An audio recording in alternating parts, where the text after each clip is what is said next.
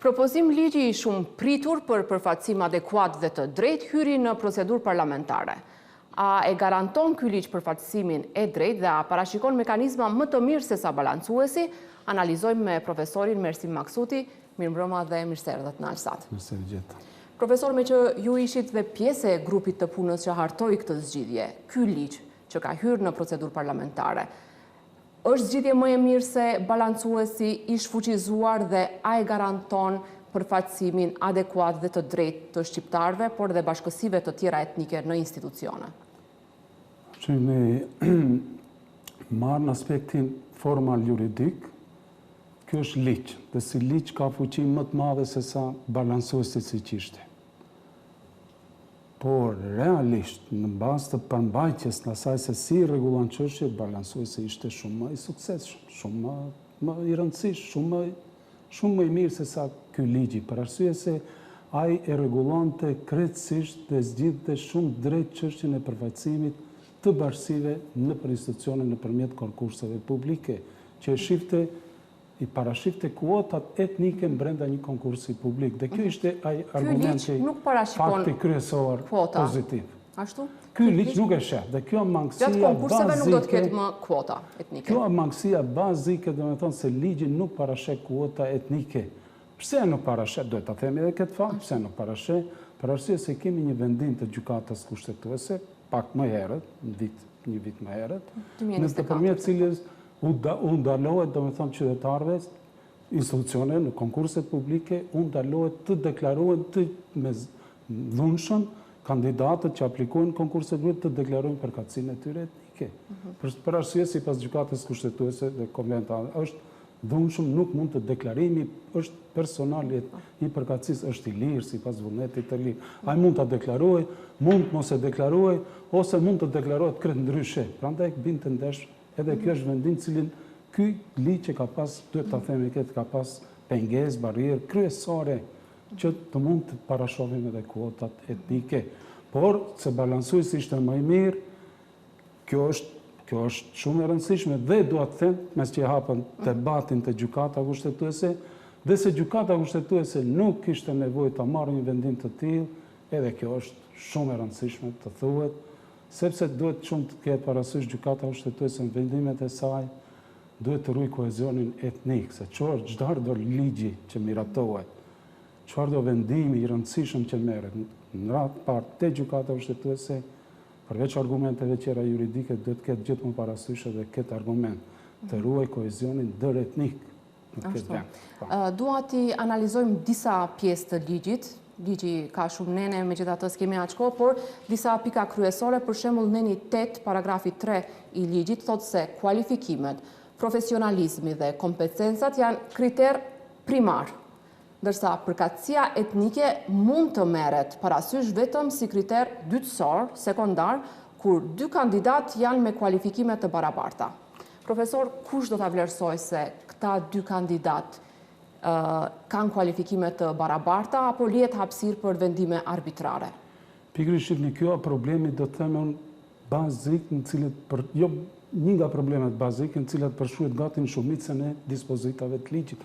Përmendet se ky ligj mbështetet më shumë mbi meritokraci, që thon mbi profesionalizmin, kompetencën, gjë e cila në këtë rast është standard, është edhe rekomandimi I Komisionit të Venecias, të jemi të qartë, domethënë, ai Komisioni I Venecias dhe Komisioni Evropian, Bashkimi Evropian, preferon administratë profesionale, është standard evropian që administrata vërtet të jetë profesionale. Të gjithë duan administratën, po. Edhe qytetarët, edhe ne si qytetarë duam që administrata të jetë profesionale. Marrim shërbime të mira dhe cilësore. Por jo në emër të profesionalizmit, në emër të kompetencës të merret dhe të kufizohet e drejta e përfaqësimit etnik, gjë që po na ndodh me këtë ligj. Ky ligj dominon profesionalizmi, kompetenca dhe çështja për cilën pikërisht është nxjerrë ky ligj, pra përfaqësimi adekuat etnik I bashkësive në institucione të cilat janë dytësor. Dhe kjo është pengesa kryesore.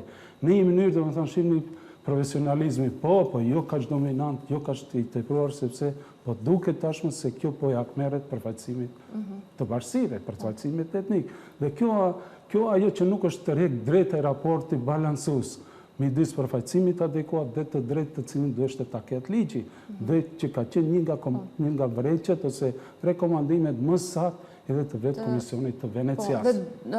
Po profesionalizëm, por kujdes mos rrezikoni, thot rekomandimi Fryma e Venecias, kujdes mos rrezikoni edhe përfaqësimin etnik. Komisionit të Venecias, a janë përfshirë në këtë verzion final? Po, ligjit përmend në hyrjen e saj se i ka marrë parasysh, po unë do të thonë jo tërësisht, pjesërisht i ka marrë. Cilat për shembull pjesë nuk i ka marrë parasysh? Komisioni i Venecias, amicus curiae, do të thonë është si trup i cili më tepër jep këshilla, sugjerime, opinion jep.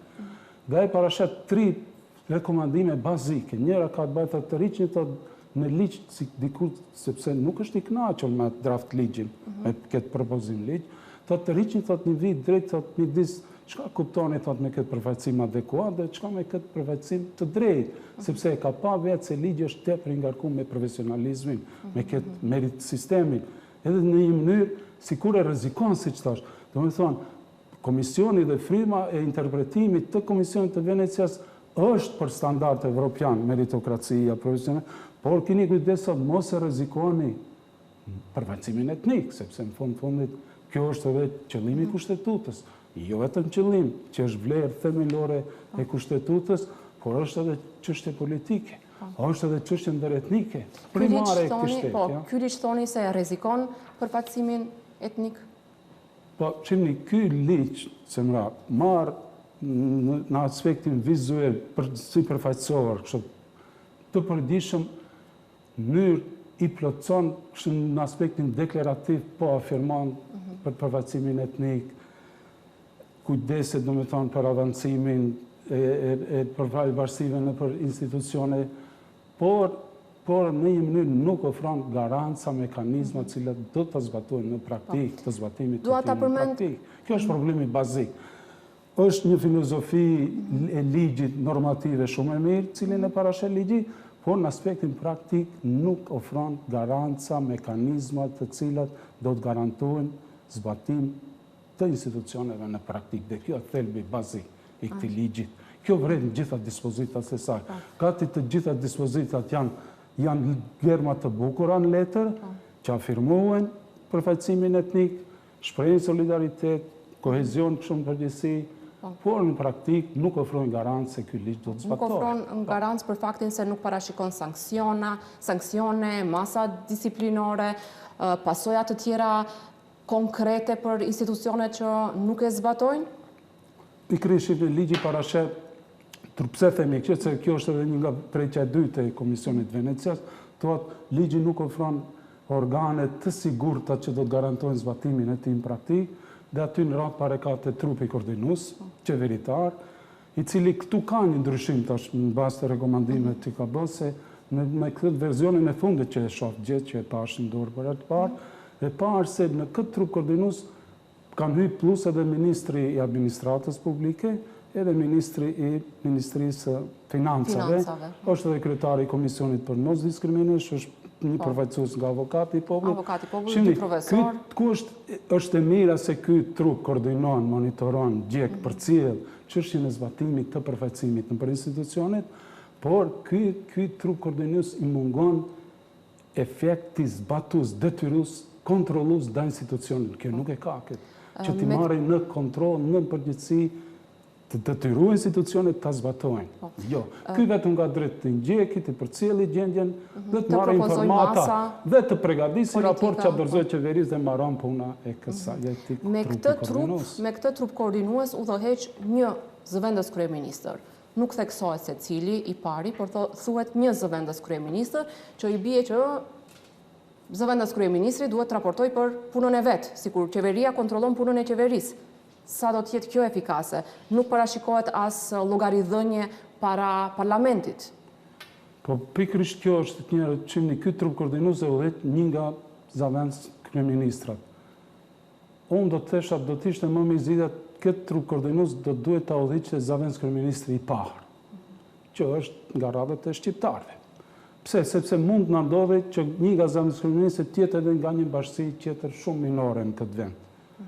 Si që kemi tash rastin të agencioni i bashkësive që kemi Stojkovicin. Pikërisht, mund të nesër të jetë kryetari trupit koordinues, ose ngjajshëm ashtu. E shini, do më thonë, edhe me njerë kretë ky ligj është lënë në një mënyrë vullnetit politik për zbatimin e tij në praktikë. Po duhet të them edhe këtë. Kjo është e saktë. Ne kemi pas, po të jemi edhe më korrekt. Gjithmonë përfaqësimi adekuat punësime që bëhen bazë vullnetit politik, se me këtë të jemi sinqert. Po ne këtu nuk guxojmë kur bëhet një ligj, kur aktohet një ligj, ne nuk guxojmë të shprehemi në këtë mënyrë se është vullneti politik i cili do të jetë në dorët e tij për të zbatuar përfaqësimin. Jo, ne me ligj duhet të japim garancat sigurta ligjore se ky ligj do të jetë i zbatuar nesër në praktikë dhe përfaqësimi i bashkësive do të dej shprehjen e tij të plotë në institucionet e këtij vendi. Në këtë kuadër, thoni se nuk mban argumenti i zëvendës kryeministrit Sali, i cili sot tha se përgjegjësia politike është më e madhe se sa gjobat financiare që mund t'i caktojë një institucioni. Atë përgjith bukur e ka thonë zëvendës Bekim Sali, bukur e ka thonë, po atë formulim të ishte edhe pjesë integrale ligjit. Ky lloj përgjegjësie me karakter politik, administrativ, të ishte pjesë e ligjit. Se të sankcionit, ky ligj do të thonë defektin kryesor ka mos pasjen e sankcionit.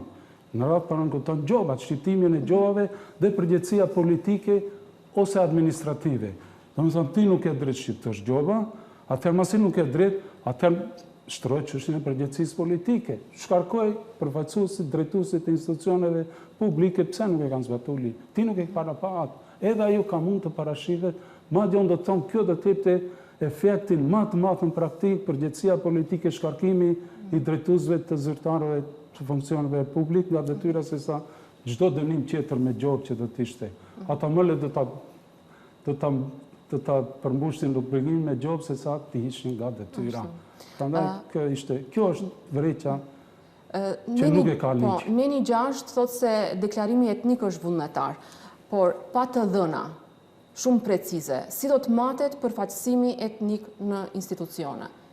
Do të bazohet vetëm te emri dhe mbiemri i punësuarve? Dhe sa do të jenë precize këto të dhëna, ku nuk detyrohet deklarimi përfaqësisë? Realisht kjo është problemi bazik i ligjit në kuptimin në bazë të vendimit të gjykatës kushtetuese, me cilin dhe me thonë nuk mund të institucionit të detyruajnë qytetarët që aplikojnë të deklarojnë përkatësinë, dhe kjo ka qenë problemi më i madh gjatë përpilimit të ligjit.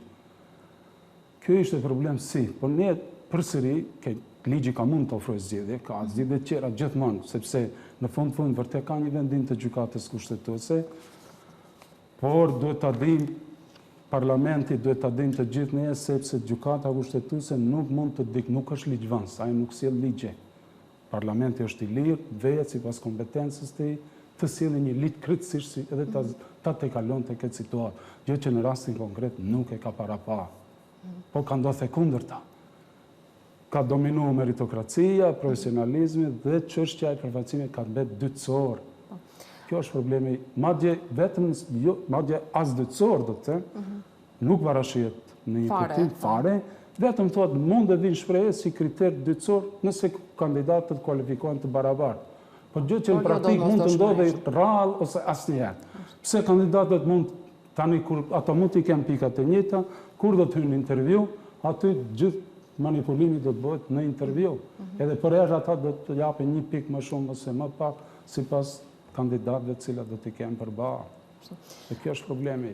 Çështje thelbësore sikurse metodologjia, aktet nënligjore dhe të formimi i organit koordinues i lihet qeverisë brenda një afati kohor 6 mujor. Ligji për gjuhët u miratua në vitin 2019. Për një vit duhet të gjitha ligjet e tjera të harmonizoheshin me këtë ligj, por e shohim pasojat i ndjejmë tani. Mendoni se do të mbrinjë brenda një afati kaq të shkurtër ti harmonizojnë, ti miratojnë aktet nënligjore dhe çfarë nëse nuk i miratojnë këto akte nënligjore? Pikërisht edhe kjo një breng tjetër që pritet nesër të ketë ky problem, pengesën kryesore, domethënë ky projekt ligj. Projekt ligji parashem brenda 6 muajsh Parlamenti të harmonizojë ligjet të cilat do ta implementojnë përfaqësimin njësoj se të ligje e gjuhëve, që dyshimi im është tepër shumë i madh se zorë se do të arrijë Parlamenti të miratojë gjitha ligjet, duke ditë praktikën e funksionimit dhe çka po na ndodh në gjuhën shqipe. Tani aktet, po ashtu brenda 6 muajsh institucionet që duhet zbatonin, duhet nxjerrin akte në ligjore, po ashtu për zbatim të këtij ligji, edhe aty dyshoj tepër se institucionet do ta ruajnë afatin 16 do të nxjerrin aktin. Dhe pikërisht duke ditë parasysh se çfarë praktike ne kemi përvojë që po na ndodh me ligjin e gjuhëve, kjo është edhe vërejtja ime kryesore te ky ligj. Pse ky ligj parasheh afat 6 muajor për harmonizimin e ligjeve tjera dhe nxjerrjen e akteve ligjore, pse nuk ka parapa edhe një dispozitë tjetër, edhe një paragraf shtesë aty ku të tregojë nëse institucionet në radhë parlamenti nuk nxjerr ligje për harmonizimin me këtë ligj dhe nuk nxjerr akte në ligjore, çka do të ndodhë situata, si do të veprohet më tej. Këtë nuk e parasheh. Që e ka ligji i gjuhëve. Ligji i gjuhëve këtë avantazh ka. Nëse thohat brenda një viti afat nuk parlamenti nuk harmonizon ligjet me gjuhën, ligjin, atëherë të drejt për drejt blinki. E njëjta dispozitë është dash tjetër edhe te ky ligj. Nëse brenda 6 muajsh parlamenti nuk harmonizon ligjet me ligjin e përfaqësimit, as nxjerr institucionet aktin ligjore, atëherë do të vlet drejt për drejt ky ligj. Dhe edhe do të vlet ky ligj, por në rastin konkret është pak problem se ky ligj ka formulime të përgjithshme. Ky ligj parasheh metodologji aty për përgatitjen e punësimeve të ardhshme në administratë. Dhe metodologjia është lënë të nxjerret nga Agencioni i Administratës në koordinim me trupin koordinues qeverisë. Janë akte të cilat priten tek në të ardhmen dhe kjo është një tjetër defekt mangësi e ligjit. Pra është lënë çështje përsëri e vullnetit të politikës nesër. Dhe vjen një moment politik, ato nxjerrin metodologji të cilin i konvenon politikës, klimës politike e cila është në fuqi. Shihni përsëri ka formulime të përgjithshme dhe nuk ka konkretisht nuk i ka zgjedh situatat që të garantojë vërtet nesër se do të zbatohet në praktikë. Këta janë mangësitë, pra janë formulime, është një filozofi juridike shumë e bukur e shkruar, por nuk ofron garanca, mekanizma detyrues konkret të zbatimit të tyre në praktikë. Dhe kjo është defekti kryesor bazik. Ku në radhë nuk parasheh sankcion. Ta marrin, logjika, mentaliteti jo, ne nuk jemi shtete skandinave këtu, me logjikën edhe dijet lartë, siç e kanë demokracitë perëndimore. Do të marrë parasysh mentalitetin tonë, dihet fati se çka mund të ndodhë nesër. Për shkak se jemi shumë në fund të minutave, do doja vetëm edhe një pyetje t'ua parashtroj, sepse prekëm pak ligjin për përdorimin e gjuhëve në këtë kuadër, problemin me dhënien e provimit të jurisprudencës në gjuhën shqipe. Kryeministri dje tha se edhe kjo zgjidhje e re që parashikohet do të dërgohet në Komisionin e Venecias. Çfarë epilogu prisni? Mendoni se kjo është e nevojshme? Kjo është fare nuk është e nevojshme, për arsye se ajo shumë e lehtë, çështje madje do të them teknike. Aty vetëm duhet një ditë të takohet ai grupi punëzat ose vetë në parlament direkt aty mund ta bëjnë një amandament ligjor ndërhyrje të ligjit të jurisprudencës dhe të provimi i jurisprudencës t'jepet edhe në gjuhën e 20% që ja zyrtarisht si ç'është e shkruar. Edhe zgjidhet ai problem fare lehtë. Ku është arsyeja pse të çohet te komisioni i vendit? Ku është arsyeja sipas jush? Fare as pak nuk më thon. Kjo pastër duket se është një strategji e caktuar me prapavi politike, zvarritje të çështjeve të tyre. Dhe kjo do më thonë hapur për duket se mos pasja e vullnetit që të zgjidhen këtë çështje shpejt, po gjithmonë këto i bëjnë në raport kalkulime me situatën politike të gjendbarshme dhe për interesa pikë politike tjera të cilat do mundin shprehje. Përveç politikës nga ana tjetër. Sepse kjo çështë do të thonë fare ku logjika këtu të shkohet në Komisionin e Venecias. Një, e dyta, krijohet praktikë shumë e keqe nesër çdo institucion tjetër që nuk e ka harmonizuar me aktet e tij, po edhe me ligj, po edhe me aktin ligjor, çështjen e përdorimit të dispozitave të ligjit, hajde të çdo institucion tjetër, çdo ligj i ardhshëm që pritet të harmonizohet, shkojnë në Venecia të formohen komision, do të thonë kjo është një praktikë shumë e keqe. Kjo kret me qëllim zvarritjen e zbatimit të gjuhës shqipe. Dhe kjo është ajo që nuk duhet të pajtohemi dhe në fundit ligji e ka përcaktuar qartë. Nëse brenda afatit një vjeçar që e kanë pas, nuk i kanë nxjerrë ligjet, nuk i kanë harmonizuar ato, nuk kanë nxjerrë aktet në ligjore, atëherë drejt për drejt duhet të zbatohet ligji i gjuhës. S'ka çka diskutim. Meqense e përmendet pikërisht këtë nen, vetë gjykatës i kushtetues Osman Kadriu alarmoi për mundësinë e shfuqizimit pikërisht të nerit 23 të ligjit për përdorimin e gjuhëve nga gjykata kushtetuese, çfarë do të ndodhte në atë rast me ligjin për? Po pikërisht me shumë të drejtë e tha profi Osman, për arsye se po të hiqet neni 23, atëherë shihni, ai thotë nëse ligji, nëse nuk e harmonizohen brenda një viti, atëherë thotë do të zbatohet ligji i gjuhëve. Në këtë rast, jo se ne hekim atë nen, atëherë më institucionet as do të nxjellin ligje të reja të harmonizohen, as institucionet kanë detyrim të nxjerrin akte në ligjore, edhe krejtësisht bëhet në ujë projekt ligji i përdorimit të gjuhëve. Shihni, me këtë nën krejtësisht do bëhet në fuqi. Ju falenderoj shumë, profesor. Ishte kënaqësi.